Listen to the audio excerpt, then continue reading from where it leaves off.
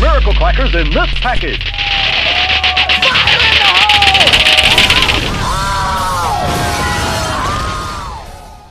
The 1970s were packed with quirky fads.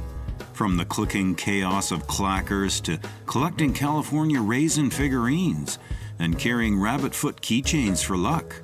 Let's revisit these fun trends you might have almost forgotten.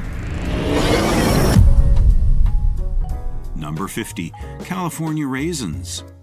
In the 1970s, the California Raisins took the world by storm. They weren't just about dried fruit, they were claymation characters that sang Motown hits in commercials. They became cultural icons, appearing everywhere from cereal boxes to t-shirts. Kids loved collecting the figurines, and adults found them amusing too. Despite their odd concept, they became beloved for a time, and their catchy tunes stuck in people's heads. The characters' quirky charm was even strong enough to spawn a TV special and albums. It might seem strange to think a dried fruit could become a mascot for a generation, but in the 1970s, anything seemed possible. Today, they're a fond memory of a time when marketing could take even the most mundane things, like raisins, and turn them into pop culture phenomena. It's unlikely you'll see them today, but back then, they were all the rage. Number 49, Clackers. If you grew up in the 1970s, you definitely remember clackers, those two hard plastic balls attached to a string. The goal? To swing them up and down, making them clack against each other as fast as possible. It sounds simple, but it was an art form. The more skilled you became, the faster the balls moved and the louder the clack. Of course, this was not a game for the faint of heart. Many kids ended up with bruised wrists from missing swings or the occasional shattered clacker flying off in random directions. Safety standards? Not much of a concern back then, but that was part of the fun. Mastering clackers was all about embracing the risk. Nowadays, you wouldn't find this toy on shelves due to safety concerns, but back in the 1970s, it was just another way to keep the kids entertained, and those bruises were worth the bragging rights. Number 48. CB radios in cars and pickups. Long before cell phones and GPS, there was the CB radio. In the 1970s, CB radios were a must-have in every car and truck. It wasn't just for truckers. Regular drivers, too, would use them to chat with others on the road, often talking in code with phrases like 10-4 and breaker breaker. It was more than just a communication tool, too. It became a social activity and even a bit of a subculture. People gave themselves nicknames or handles and had conversations with complete strangers while driving. CB radios also allowed drivers to warn each other about road conditions, traffic, or speed traps. You felt like part of a secret club whenever you picked up that receiver. Although the CB radio craze is largely faded, for many it was a vital part of road life in the 1970s. Today, they're mostly found in classic cars and nostalgia collections. Number 47, rabbit foot keychains. In the 1970s, having a rabbit foot keychain was all about one thing: good luck. These little charms, believed to bring fortune to their owners, hung from keys, backpacks, or even belt loops. Whether it was a faux or real rabbit's foot, everyone seemed to have one. They came in all colors and sizes, but the message was always the same: carry this around and you'd have some extra luck in your pocket. Today, the idea of carrying around a rabbit's foot might seem odd or even cruel to some, but back then, it was just another trend that kids and adults alike followed. It wasn't about the ethics of it, it was more about fitting in with the fad of the day. Looking back now, it is a little strange, but at the time, it was a fun little token people cherished. Number 46, corduroy pants. Corduroy pants were a wardrobe staple in the 1970s. They came in every color imaginable and were especially popular among both kids and adults. Corduroy had a distinct look and feel with its rigid texture and distinctive rustling sound. Whether you were going to school or heading out for the weekend, corduroy pants were considered stylish and practical. The thick material was perfect for chilly days, and the different colors made them a fashionable choice. But there was something unique about them. The sound of your thighs rubbing together as you walked in these pants was simply unforgettable. Today, corduroy might not be as mainstream as it once was, but in the 1970s, it was an essential part of everyone's wardrobe. If you didn't own a pair, were you even living in the 1970s? It's a look that brings back fond memories of a time when texture and practicality merged effortlessly. Number 45, pet rocks. It's hard to believe, but in the 1970s, people actually bought rocks as pets. Yes, pet rocks were one of the strangest, yet most successful fads of the decade. The idea was simple. You'd purchase a rock, often in a little box with air holes, and it came with instructions on how to take care of it. People loved it for its absurdity, and it became a huge hit. Pet rocks were low maintenance, didn't need feeding, and would never run away. It was the ultimate 1970s joke-turned-fad, as everyone embraced the humor behind paying for something that you could easily find outside. Though the pet rock craze didn't last forever, it made its mark in history as one of the most bizarre trends. Today, it serves as a reminder of how people in the 1970s were willing to embrace a little absurdity in their lives. Number 44, Steve Martin. In the 1970s, Steve Martin was a comedy sensation. With his absurd humor and trademark arrow-through-the-head gag, he stood out from the rest. His stand-up routines were packed with wild energy, mixing physical comedy with witty one-liners. Martin's appearances on shows like Saturday Night Live cemented his place as one of the decade's biggest comedy stars. He had a knack for making the ridiculous feel smart, and his signature banjo playing added to his quirky charm. Whether he was performing his wild and crazy guy bit or playing his banjo, Steve Martin captured the essence of the 1970s comedy scene. People couldn't get enough of his unpredictable humor, and his influence carried on for decades. Today, Martin is still remembered as one of the most innovative and hilarious comedians of the time. His comedy wasn't just a passing fad, it shaped a generation's sense of humor. Number 43, really high platform shoes, wire-rimmed glasses, and frosted hair. If you were in style in the 1970s, you were probably wearing towering platform shoes. These shoes were sky-high, often with thick soles and colorful designs, and they weren't just for women. Men embraced the look too. Pair those platforms with wire-rimmed glasses, and you had a look that was quintessentially 1970s. Frosted hair was also part of the package. People would lighten the tips of their hair to give it a frosted, almost sun-kissed look. Whether you were going to a disco or just hanging out with friends, this was a style to have. Today, platform shoes and frosted hair are more nostalgic than trendy, but they define the bold, expressive fashion of the 1970s. You couldn't walk down the street without seeing someone rocking this look, and while it might seem a bit over the top now, it was all about standing out and being part of the groove.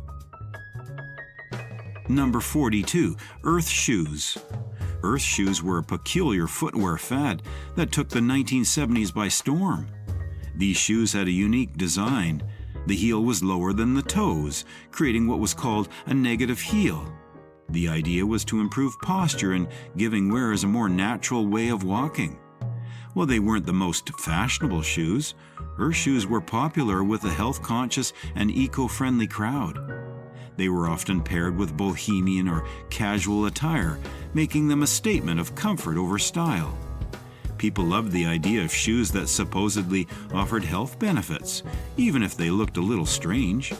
Today, you rarely see Earth shoes, but in the 1970s, they represented a movement towards natural living and a more mindful approach to fashion. They were quirky, comfortable, and embraced by those who wanted to stay connected to nature, even if only through their footwear. Number 41, macrame plant hangers. Macrame plant hangers were a staple in 1970s homes. These handmade, knotted creations were the perfect way to display houseplants, and everyone seemed to have at least one hanging in their living room. Whether you were a fan of spider plants, ferns, or succulents, macrame hangers added a touch of earthy, bohemian style to your decor. They weren't just limited to plants either. Macrame was used for wall art, curtains, and even belts. It was all part of the back-to-nature vibe that dominated the decade. Today, macrame is making a bit of a comeback in modern decor, but in the 1970s, it was everywhere. If you didn't have a macrame plant hanger, were you really part of the era? Whether it was DIY or bought at a craft fair, macrame was an easy and stylish way to add personality to your home. Number 40. The Invisible Pet Leash. One of the more absurd fads of the 1970s was the Invisible Pet Leash. Imagine walking down the street, seemingly leading an invisible dog on a leash. That's exactly what these leashes were all about.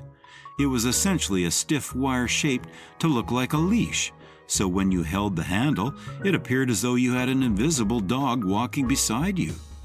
The Invisible Pet Leash was pure novelty. It didn't serve any real purpose other than to amuse and bewilder people. But for a brief period of time, it was a popular gag item, often sold at novelty stores or given as a joke gift. Today, the Invisible Pet Leash is a bizarre relic of the past, but back in the 1970s, it was a fun way to make people smile or scratch their heads. It was just one of those strange but memorable fads that made the decade unique. Number 39. Lacosta Alligator shirts and Levi's 501s. In the 1970s, if you were sporting a Lacosta shirt with the iconic Alligator logo, you were part of the preppy crowd. These shirts were the epitome of casual yet upscale fashion, often paired with Levi's 501 jeans. The combination was effortless, clean, and gave off a sense of style without trying too hard. Levi 501s with their classic straight-leg cut became the go-to jeans for both men and women. The pairing of Lacosta polos and Levi's jeans was a signature look for the era, embraced by those who wanted to project confidence and style. Today, both brands are still popular, but the 1970s is when the fashion duo really took off. If you were wearing these in the 1970s, you were considered fashionable, and the look still holds a certain timeless appeal. Number 38. Ridiculously sized shirt collars, leisure suits. The 1970s brought us leisure suits and shirt collars so wide they could double as wings. These collars were massive, flaring out from the shirt like a fashion statement all on their own. Leisure suits, often made from polyester, were the casual yet stylish choice for men during the disco era. They came in all colors from powder blue to mustard yellow, and were often paired with platform shoes and gold chains. This look wasn't just for parties. Men would wear leisure suits for everyday outings too. The oversized collars added drama to the outfit, making sure you stood out wherever you went. Today, these looks are mostly seen in retro-themed parties or movies about the 1970s, but back then, they were the height of style. It was all about making a bold, colorful statement, and the leisure suit delivered. Number 37. Clogs, colorful beaded glass curtains. Clogs were a popular footwear choice in the 1970s, especially for those who embraced the earthy, bohemian vibe of the era. Made of wood or cork, clogs were comfortable and had a distinct look that set them apart from other shoes. They were often worn with wide-leg pants or skirts, completing the casual, laid-back look. Another staple of the 1970s home decor was the colorful beaded curtains, often used to separate rooms or add a bit of flair to doorways. These glass curtains were usually made of plastic beads in vibrant colors, creating a mesmerizing effect as they swayed with the breeze. Walking through them made you feel like you were stepping into another world. Both clogs and beaded curtains are now seen as throwbacks, but in the 1970s, they were essential to creating the right vibe, whether you were dressing yourself or decorating your home. Number 36. White go-go boots in the second grade. White go-go boots were all the rage in the 1960s and early 1970s, and by the time they hit the fashion scene, even second graders were getting in on the trend. These shiny white boots, often paired with mini dresses or skirts, were a symbol of mod fashion, and kids loved them. It didn't matter if you were on the playground or going to a school event. If you had a pair of white go-go boots, you were instantly cool. The boots had a sleek, futuristic look with their block heels and mid-calf height, making them a bold choice for such young fashionistas. Today, go-go boots are mostly associated with costume parties and retro looks, but in the 1970s, they were a serious fashion statement. Seeing second graders wearing them was just part of the era's love for standing out and embracing a little bit of flair, even at a young age. Number 35, one earring in the left ear trend. If you were a guy in the 1980s and wanted to make a statement, you probably rocked one earring in your left ear. This trend became a symbol of rebellion and individualism. It was subtle, but it carried a message. You weren't just following the crowd. Often paired with a leather jacket or a bandana, the single earring was all about attitude. But it wasn't just rockers who embraced the look. Athletes, celebrities, and even your average high schooler were jumping on the bandwagon. Today, the idea of wearing just one earring has faded, but back then, it was a must if you wanted to show off your edgy side. It was a small fashion statement, but one that packed a punch. Looking back, it's a reminder of how the 1980s embraced individuality in the smallest of ways, even down to a single earring. Number 34, Mexican jumping beans. Remember Mexican jumping beans? In the 1980s, they were all the rage, and kids couldn't get enough of them. These little beans would twitch and jump seemingly on their own, and people were fascinated. The secret? A tiny moth larva inside the bean was making all that movement happen. It was a simple pleasure, but it captivated kids and adults alike. You'd buy a small container of jumping beans, place them on the table, and watch them dance around. There wasn't much else to it, but it was oddly entertaining. Today, Mexican jumping beans are mostly forgotten, but in the 1980s, they were a fun little curiosity.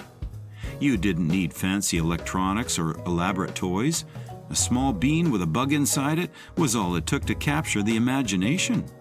Looking back, they were a perfect example of how simple joys defined childhood in that era. Number 33, boys with rat tails in the 1980s. If you were a boy in the 1980s and you really wanted to stand out, you probably had a rat tail. This unique hairstyle featured short hair everywhere except for one long strand in the back, and it was a big deal. Kids and teens everywhere were sporting rat tails as a sign of rebellion or coolness. The longer, the better. Some even braided theirs or added beads for extra flair. It was the ultimate mix of punk and rock, and though it didn't make much sense then or now, it was a major trend. Today, the rat tail is mostly met with confusion or laughter, but in the 1980s, it was the height of fashion, at least for young boys trying to show off their individuality. It's one of those hairstyles you look back on and wonder, why? But in the 1980s, it was all about having that edge. Number 32, Clove cigarettes. Clove cigarettes were the epitome of cool in the 1980s, especially for the artsy, bohemian crowd. They had a distinct smell, sweeter than regular cigarettes, and they made you feel like you were smoking something exotic. Whether it was at a party or while hanging out with friends, Clove cigarettes were a way to stand out. They were seen as sophisticated, almost mystical, compared to your average pack of smokes. The crackle when you inhaled and the slightly numbing sensation were part of the allure. Today, they're harder to find and come with more health warnings than ever, but in the 1980s, people didn't think twice. Clove cigarettes were more than just a cigarette. They were a statement, a way to differentiate yourself from the crowd. It's a fad that may not have aged well, but for a time, it was the in thing for those looking to be different. 31. Jelly shoes in the early 1980s. Who could forget jelly shoes? These brightly colored, semi-transparent plastic sandals were a massive hit in the early 1980s. Everyone from little kids to teenagers wore them, and they came in every color imaginable. They were cheap, fun, and perfect for summertime. Whether you were going to the beach, the pool, or just hanging out in your backyard, jelly shoes were a must. Of course, they weren't the most comfortable shoes. Walking in them for too long meant sweaty feet and sometimes blisters, but that didn't stop anyone. You couldn't walk into a shoe store without seeing an entire rack dedicated to these rubbery fashion statements. Today, they're more of a retro novelty than a wardrobe staple, but in the 1980s, jelly shoes were everywhere. It's funny to think about how much we loved these uncomfortable plastic shoes, but back then, they were the epitome of style. Number 30. Slap bracelets banned in schools. Slap bracelets were all the rage in the late 1980s and early 1990s. These flexible metal bands, covered in fabric, would straighten out when flat, but the quick slap onto your wrist, they would curl up and wrap around. Kids loved them. They were fun, colorful, and made a satisfying snap. The problem? They quickly became a distraction in schools, with kids constantly slapping them on and off during class. Worse, some cheaply made versions of the bracelets had sharp edges that could cause cuts or bruises. Before long, schools started banning slap bracelets altogether. It seemed like overnight, they went from must-have accessories to forbidden items. Today, slap bracelets are still around, but their peak was definitely in the 1980s, and they bring back fond memories for those who remember sneaking them into class, even after the ban. It was a fun fad that ended a little too soon. Number 29. Marble season in school. Marble season in the 1980s was a big deal for kids. For a few weeks every year, schoolyards across the country turned into battlegrounds with kids competing in marble games during recess. It wasn't just about winning, it was about collecting the coolest, most colorful marbles you could find. Swirls, cat's eyes, and Aggies were just a few of the designs that kids coveted. Some marbles were so prized that they were only used in friendly games where there was no risk of losing them. Marble season was exciting, and kids would carry their marbles in little bags, ready for the next challenge. Today, marble games have mostly disappeared from schoolyards, replaced by more modern toys and gadgets. But for kids growing up in the 1980s, marble season was serious business. It was competitive, fun, and all about showing off your best collection. Number 28. Wearing multiple Izod polo shirts with popped collars. In the preppy world of the 1980s, layering multiple Izod polo shirts was the ultimate status symbol. It wasn't enough to just wear one shirt. The cool kids wore two or even three at once, each with a collar popped. The more layers, the more fashionable you were.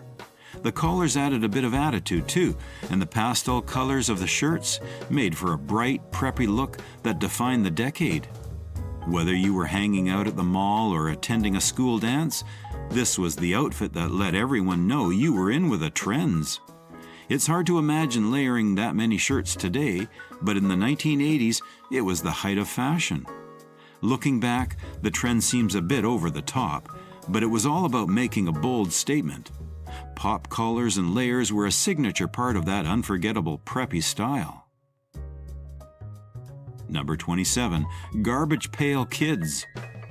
Garbage Pail Kids were the slightly gross, rebellious alternative to the cute and cuddly Cabbage Patch Kids. These trading cards, released in the mid-1980s, featured grotesque and often humorous characters with names like Atom Bomb and Leaky Lindsay.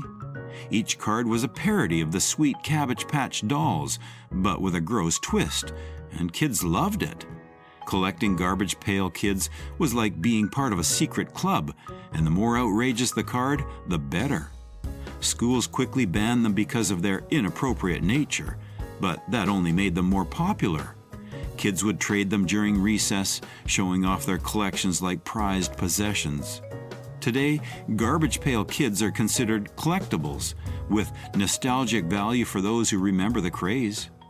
They were a little disgusting, a little edgy, but a whole lot of fun, capturing the irreverent spirit of the 1980s kids who loved to push the boundaries.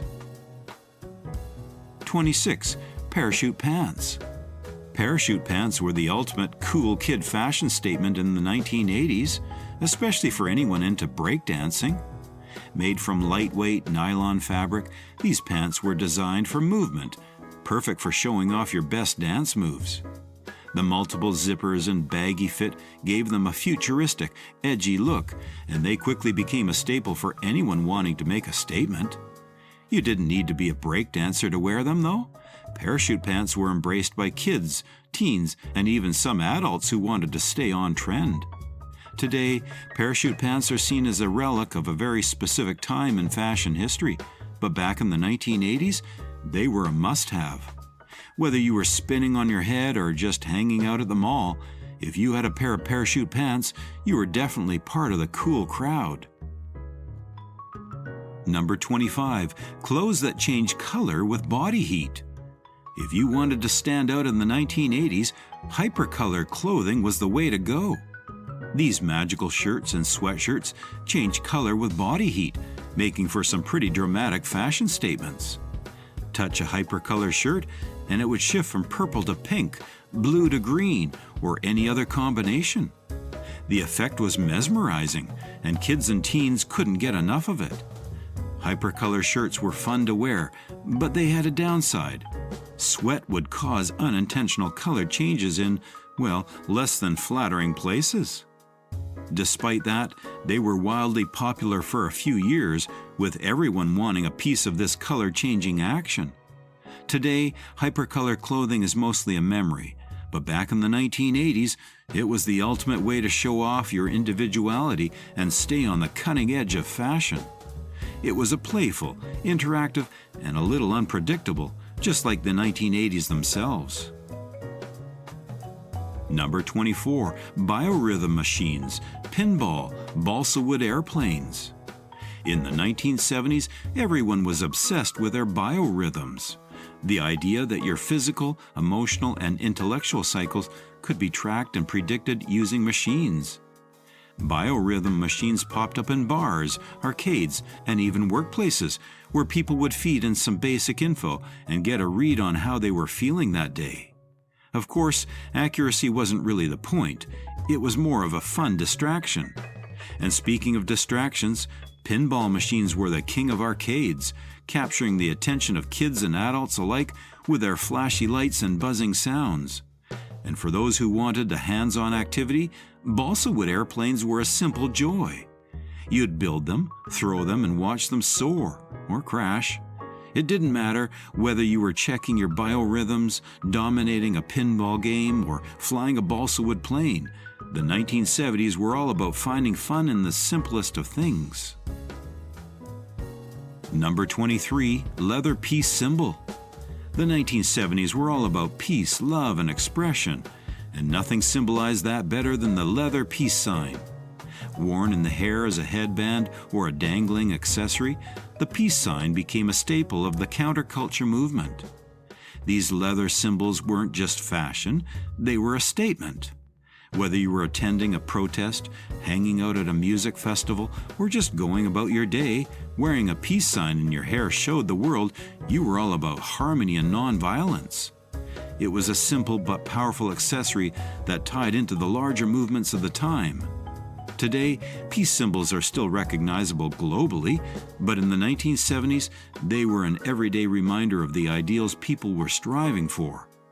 Worn with flowing hair and carefree smiles, these leather peace signs captured the essence of the era. Number 22. Conversation pits in living rooms. The 1970s brought us the conversation pit, a sunken seating area in the middle of your living room designed for socializing. These pits were often lined with plush cushions, and the idea was to create a cozy, intimate space for friends and family to gather and chat. It wasn't just a seating arrangement, it was a lifestyle. The conversation pit was all about bringing people together. and it became a symbol of modern design in the decade. If you had one, you were ahead of the trend, creating a living space that was both functional and stylish. Today, conversation pits have largely disappeared, but in the 1970s, they were the height of cool. They represented a time when interior design was about creating a unique, welcoming environment that fostered connection. The conversation pit was more than furniture, it was a social experience. Number 21. Coke spoon necklaces. In the late 1970s, the disco scene was booming, and with it came a dark side, drug culture. One of the strangest trends to emerge from this was the Coke spoon necklace. These tiny spoons, worn as pendants on chains, were a not-so-subtle nod to cocaine use. For some, it was a fashion statement. For others, it was functional. The necklaces symbolized the excess and indulgence of the era, especially within the club and party scene. While today, drug paraphernalia wouldn't fly as casual jewelry, back in the 1970s, it was a part of the wild and carefree culture. The Coke spoon necklace may not be something people look back on fondly, but it's a reminder of how fashion and lifestyle can sometimes intertwine in unexpected and even troubling ways. It's a strange relic of a decade that was all about pushing boundaries in more ways than one. Number 20. Balancing a stack of pennies on your elbow and catching it. Before smartphones and video games, kids in the 1970s found entertainment in the simplest of challenges, like balancing a stack of pennies on your elbow and then quickly snapping the arm down to catch them. It sounds easy, but it wasn't. The goal was to see how many pennies you could balance and catch in one smooth motion. The record? Well, some kids could manage dozens, but even catching a handful was an accomplishment. It was a game of skill, patience, and quick reflexes, played in schoolyards, at home, or anywhere kids had free time. While it didn't come with the flashing lights or instant gratification of today's games, it had its own charm. It was one of those simple pleasures that kids in the 1970s enjoyed endlessly. Today, balancing pennies seems like a forgotten pastime, but it's a perfect example of how creativity and boredom sparked fun in simpler times. Number 19. The unknown comic with a paper bag over his head. Comedy in the 1970s took many forms, but one of the strangest and most memorable acts was the unknown comic. Wearing a paper bag over his head and cut out holes for eyes and mouth, he'd tell corny jokes on shows like The Gong Show. It was an absurd gimmick, but it worked. People loved the mysterious, anonymous comic who hid his identity behind the bag. Part of the appeal was the mystery. Who was this guy? The paper bag became his signature look, and even though his jokes weren't always the best, his delivery and the ridiculousness of his costume made him a fan favorite. Today, it's hard to imagine a comic becoming famous for wearing a paper bag, but in the 1970s, it was all part of the wacky, anything-goes entertainment scene. The unknown comic is a reminder that sometimes all it takes is a simple gag to leave a lasting impression. Number 18. Ronco infomercials, Chia Pets. Ronco infomercials were a staple of 1970s television. If you stayed up late enough, you'd see Ron Popeil, the king of direct response TV, selling everything from Veg-O-Matic to the Pocket Fisherman. These infomercials were hypnotic. Ron's enthusiasm and the promise of revolutionary kitchen gadgets made viewers feel like they had to have them. But wait, there's more, became a catchphrase, as these infomercials sold convenience to millions of households. And then there was the Chia Pet, which Ronco also helped popularize. Who could resist the magic of watching your Chia Pet's hair grow, right? You'd spend seeds on a clay figure, water it, and watch as sprouts emerged like a miniature garden. It was simple and goofy, but people loved it. Today, Ronco products and Chia Pets are part of nostalgic pop culture. But in the 1970s, they were innovative and fun, capturing the quirky charm of the decade. Number 17. Posters of the Desiderata poem.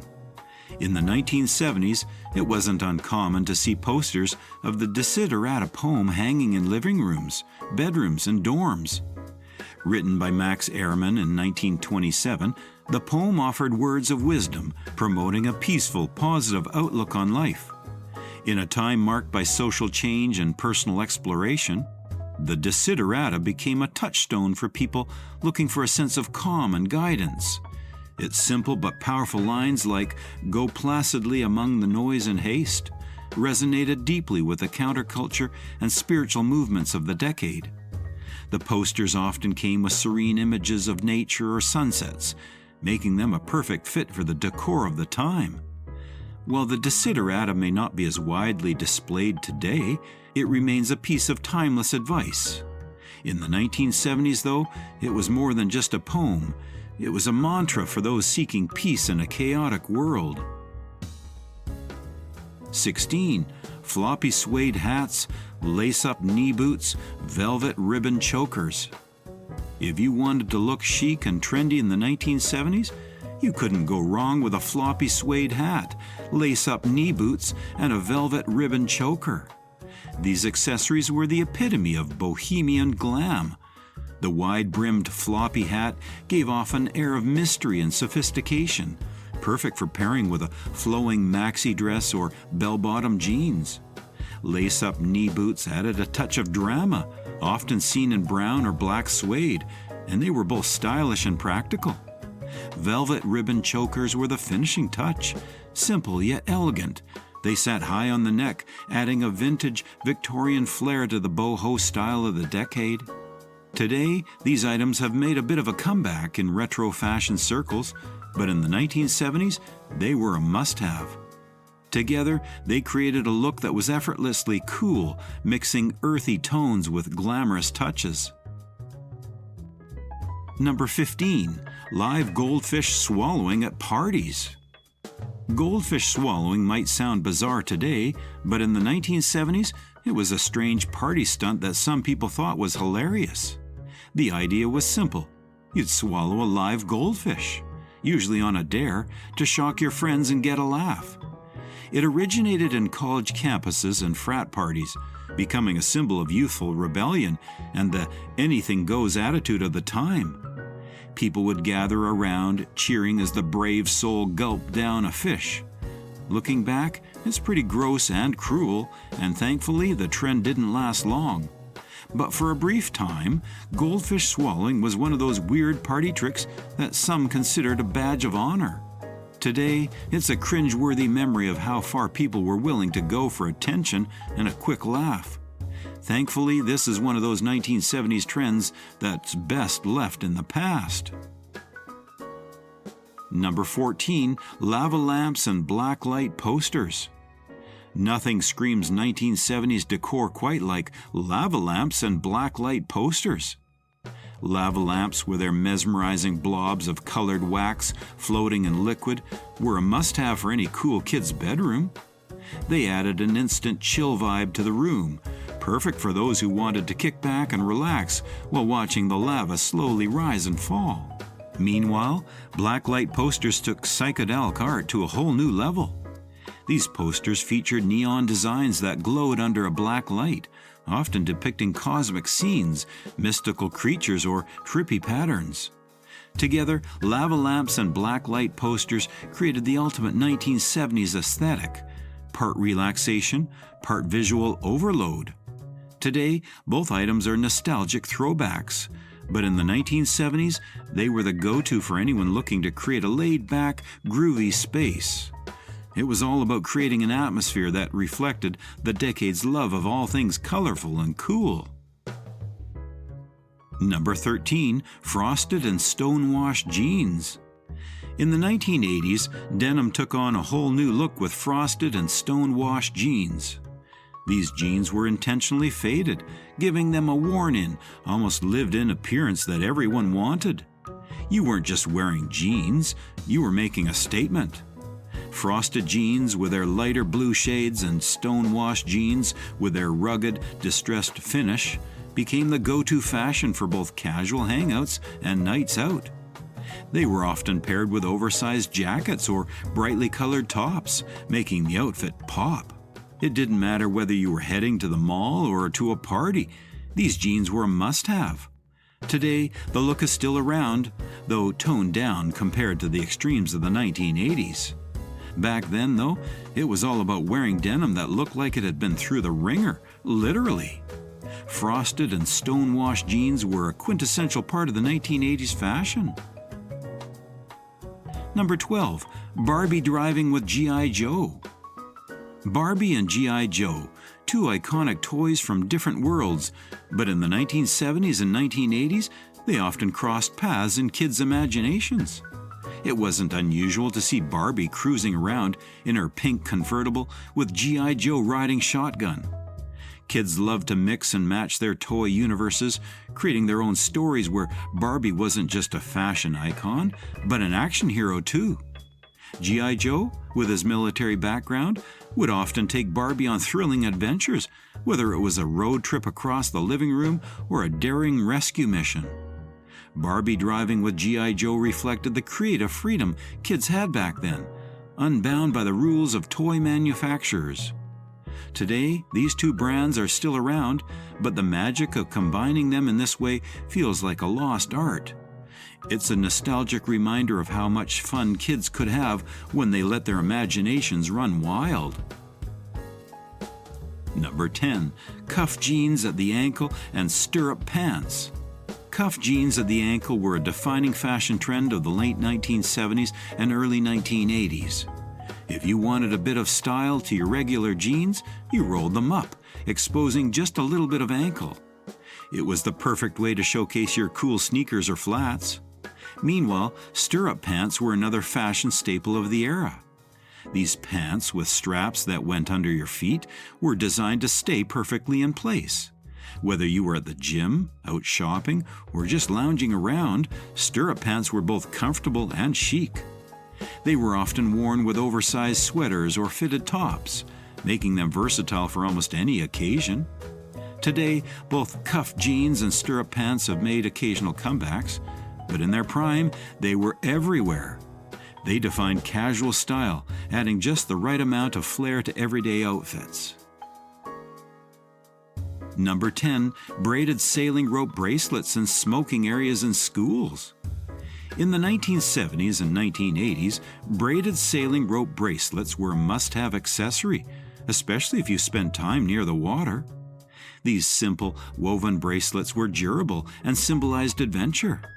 Whether you actually sailed or not, wearing one made you feel like you were part of the nautical lifestyle. But while kids were wearing these bracelets, another strange trend was happening: smoking areas in schools. Yes, students, and sometimes teachers, had designated areas where they could light up a cigarette during breaks. It seems wild by today's standards, but back then, it was considered normal.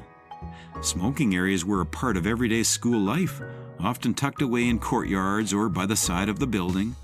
The combination of braided bracelets and smoking areas shows just how different the times were, with carefree fashion and shocking leniency towards habits we'd now frown upon. Number 9.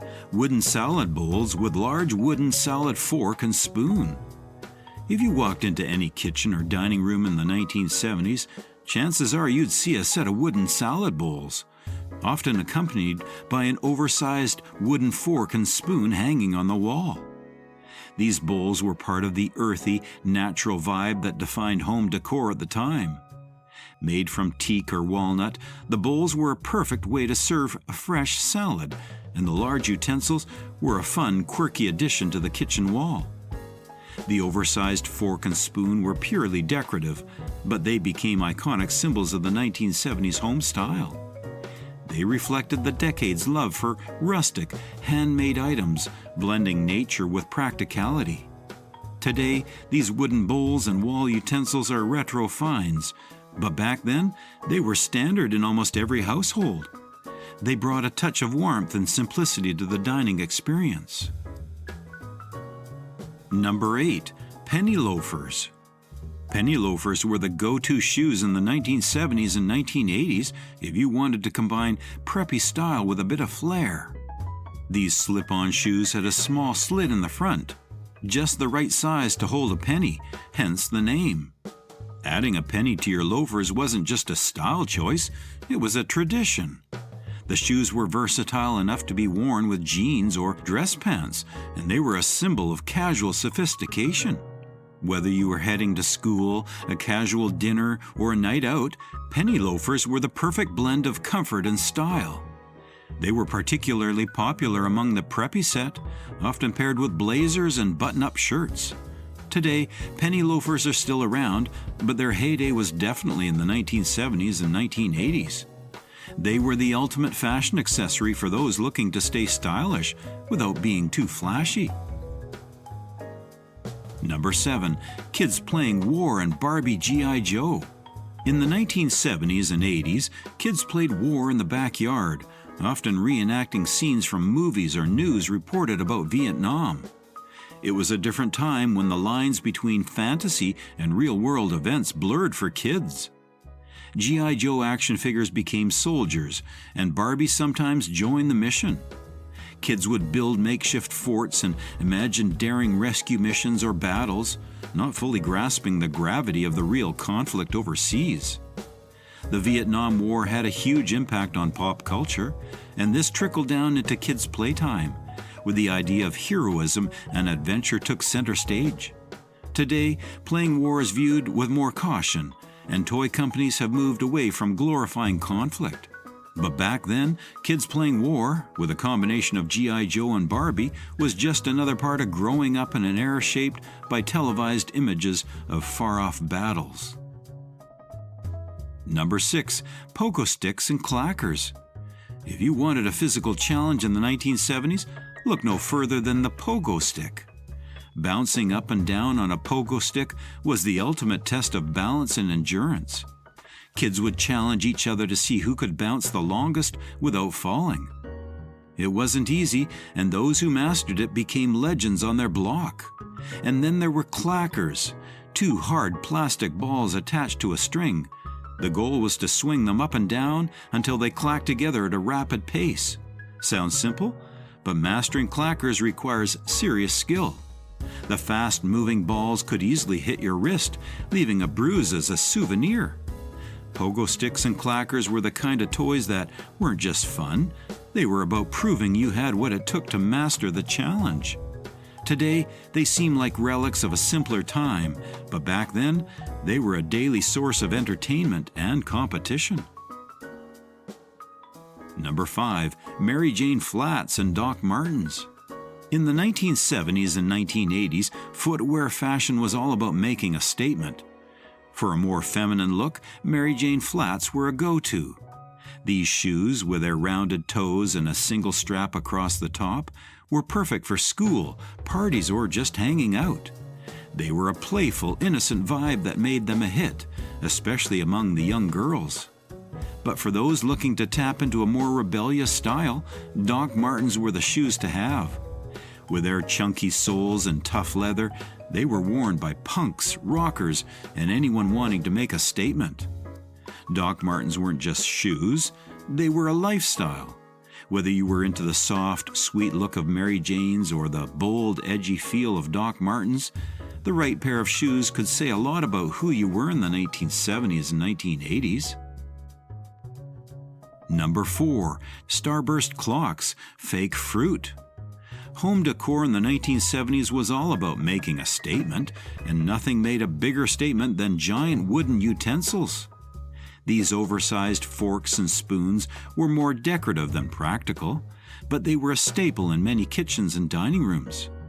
They added a rustic, homespun charm that fit perfectly with the earthy tones of the decade. And if you were decorating your living room, a Starburst clock was the way to go. These clocks with their radiating metal spikes became iconic mid-century modern pieces, adding a touch of futurism to any home. To top it all off, fake fruit bowls completed the look. Whether it was plastic grapes or shiny wax apples, having a bowl of fake fruit on the dining table was considered a touch of class. Today, these items are kitschy and nostalgic, but in the 1970s, they were the height of home fashion. Number 3. Hula hooping, collecting briar horses, clothespin bike sounds. If you were a kid in the 1970s, chances are you spent a lot of time hula hooping. This simple plastic hoop was a source of endless fun as kids tried to keep it spinning around their waist, hips, or even neck. It was a game of skill, endurance, and rhythm. For the more imaginative kids, collecting briar horses was a popular hobby. These detailed, realistic horse figurines came in all breeds and sizes, and collecting them became a beloved pastime. On the other hand, if you wanted to add a bit of flair to your bike, you clipped playing cards to the spokes with clothespins. As you rode, the cards would flap against the spokes, making your bike sound like a motorcycle, or at least that's what it sounded like to your childhood ears. These activities defined outdoor play in the 1970s, a time when all you needed was a hula hoop, a bike, or a few horse figurines to keep you entertained for hours. Number 2. Hands Across America. In 1986, millions of people across the U.S. joined hands to form a human chain stretching from coast to coast. It was called Hands Across America, and it was a nationwide effort to raise awareness and money for hunger and homelessness. The idea was simple but powerful. People would come together, hand in hand, to show solidarity and compassion for those in need. For a brief moment, it felt like the entire country was united in a common cause. Schools, families, and communities participated, making it one of the most memorable charitable events of the decade. While the event raised millions of dollars, its true impact was in the sense of unity it created. Today, Hands Across America stands as a symbol of what's possible when people come together for a cause, reminding us of the power of collective action. Number 1. Astrology as a pickup line in the 1970s. The 1970s were a time of cosmic exploration, and not just in the scientific sense. Astrology became hugely popular, with everyone checking their horoscopes to see what the stars had in store. But astrology wasn't just about predicting the future, it also became a popular icebreaker. If you were trying to strike up a conversation with someone at a party, asking, "What's your sign?" was a surefire way to get things started.